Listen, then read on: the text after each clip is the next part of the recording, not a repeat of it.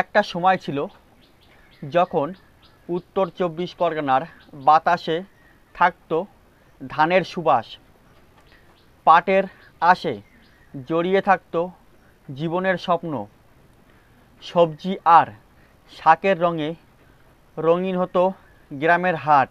কিন্তু সময় বদলেছে, আজ প্রকৃতি যেন বন্ধুর মতো নয়, কখনো সে রুদ্ররূপে ধেয়ে আসে।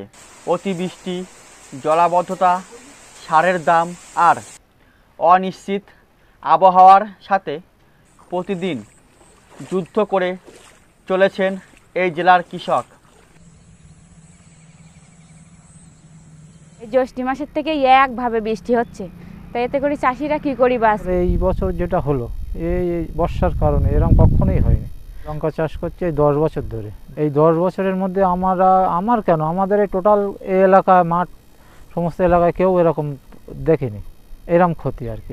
বিশেষ করে বসিরহাট, স্বরূপনগর আর বাদুড়িয়ার মতো নদীঘেরা এলাকাগুলিতে বর্ষার ভয় একটাই, সেটা হলো জল।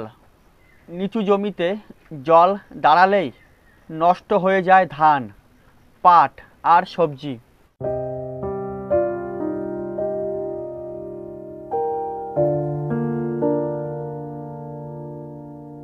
এই 3.5 বিঘি জমির ফসল এবারটা একেবারে খাই হয়ে গেছে ফসল। এ নোয়াও তো যাবে না, এমনি দেখতেই তো পাচ্ছেন। এই 3.5 বিঘি জমির ফসল চাষ করতে গিয়ে দোকানে চাষ দিতে হয়েছে, 2-3 রকম সার দিতে হয়েছে। এবার সারের খরচা, এবার বুনতি যখন দানা ছড়াইছিলাম তখন হচ্ছে কিনা তোমার জল দিতে হইলো, এতে জল গেল 18 ঘন্টা, জল গেল 18 ঘন্টা জলের টাকা, এবার সারের টাকা, ট্র্যাক্টরের টাকা, এই সব টাকা আর জন মজুরি এইগুলো তো নিংড়ুতি গেছে প্রায় হচ্ছে কিনা 3-4 সপ্তাহ মতো নিংড়ুতি গেছে। এইগুলো সব ধরলি তো আমাদের তো প্রচুর টাকা লস, প্রায় হচ্ছে তোমার 1000-15-20 টাকা খরচা হয়ে গেছে শুধু হচ্ছে তোমার বুনতি। এবার এখনো কাটতি ধুতি। এই জেলার প্রায় 9 লক্ষ কৃষক পরিবারের মধ্যে 75%ই প্রান্তিক কৃষক। তাদের জমির পরিমাণ 1 হেক্টরেরও কম। ছোট জমি, বড় দুশ্চিন্তা, এটাই বাস্তবতা।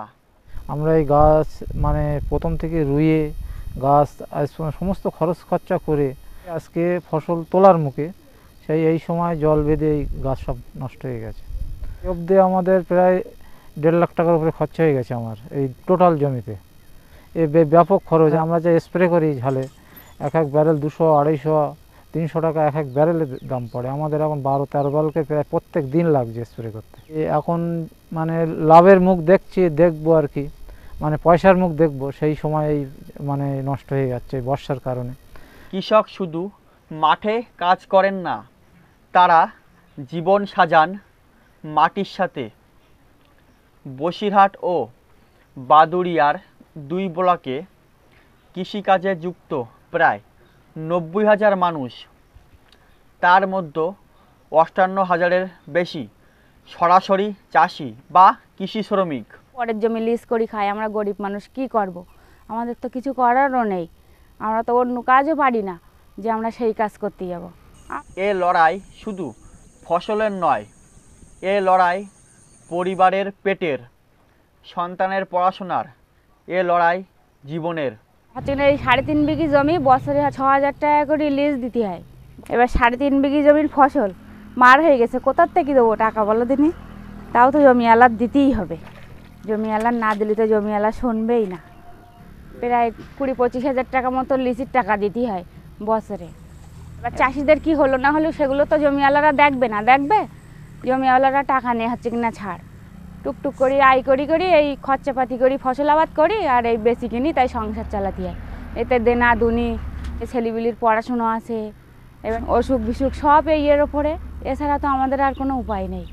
কিন্তু তারপরও তারা থেমে যান না, কারণ কৃষক জানেন মাটির সাথে তাদের সম্পর্ক কখনো ছিন্ন হয় না। বর্ষার ফাঁদে পড়েও তারা স্বপ্ন দেখেন। ফসল করে 3 ভাগের ভাগ করে 1 ভাগ জমিওয়ালার দিতে হয়, 2 ভাগ আমাদের থাকে। আর কি। এইবার তাতেই খরচ খরচা করে জমি এই মানে লঙ্কা তোলা টোলা সব দিয়ে আমাদের কিছুই থাকে না, অল্প কিছু লাভ থাকে, তার থেকেই এই আবার এই মার হয়ে গেল। এখন এই যে ক্ষতি হয়ে গেছে, এর ক্ষতির কি হবে আমরা তো নিজেই ভেবে পাচ্ছি না। ব্যাংকের থেকে প্রায় 1 লাখ টাকা ঋণ নেওয়া আছে আমার, হ্যাঁ, এই লঙ্কা চাষের জন্য। সেই ঋণ কী করে পরিশোধ করবে এবার তো নিজেই ভেবে পাচ্ছি না। এখন এতে তো সবাই আমরা অধিকাংশ চাষি ঋণগ্রস্ত, বিশেষ করে আমার চাষটা বেশি ক্ষতি হয়েছে।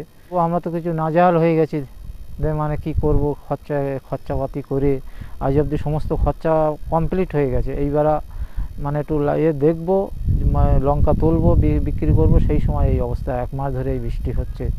এই আমার প্রায় 2 বিঘি জমি লঙ্কা, তাতে প্রায় 1.5 বিঘি জমি এইরকমই হয়ে গেছে।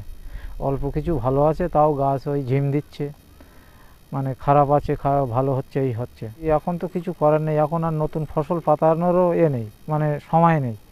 এখন সেই চাষ করতে মানে নতুন ফসল পাতে গেলে এখন 3 মাস পরে। এই পাটটা 3.5 বিঘি জমির পাট ছিল, এটা যদি বিক্রি করতাম প্রায় 50-60 হাজার টাকা বিক্রি হতো।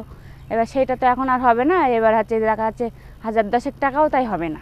এবার এত ধোয়াও যাবে না, এবার কেটে তো জমি পরিষ্কার করতে হবে, তাও তো আর একটা খরচা। এবার এগুলো পরিষ্কার তো করতেই হবে, পরিষ্কার না করলে তো আমি তো আবার ধান করতে পারবো না। আর এ পাট তো নোবাই যাবে না, এ পাটটা নেবো কী করে? ধুলিতে হচ্ছে কি না তোমার এ পাট বিক্রি হবে না, ব্যাপারীরাও তো নেবে না, এত ছোট ছোট পাট কি নেয়, তারাও তো পয়সা দিয়ে কিনবে। এই জন্য আমরা এডিও অফিসে যাব, এডিও অফিসে গিয়ে সাহেবের সাথে কথা বলবো। আমরা গ্রামবাসী যাব, আমরা যারা ঝাল চাষ করি, আমরা লঙ্কা চাষি, প্রত্যেক চাষি আমরা যাব, গিয়ে আবেদন করব যে প্রত্যেক চাষি আমরা মানে ক্ষতিগ্রস্ত হয়ে গেছি, মানে লঙ্কা চাষ মার হয়ে গেছে। তার জন্য এডিও সাহেবের সাথে দেখা করার জন্য এসছি। কৃষক জানেন, যত বাধাই আসুক বীজ বোনা বন্ধ করা যাবে না, কারণ এই মাটি, এই জীবন, তাদের অস্তিত্ব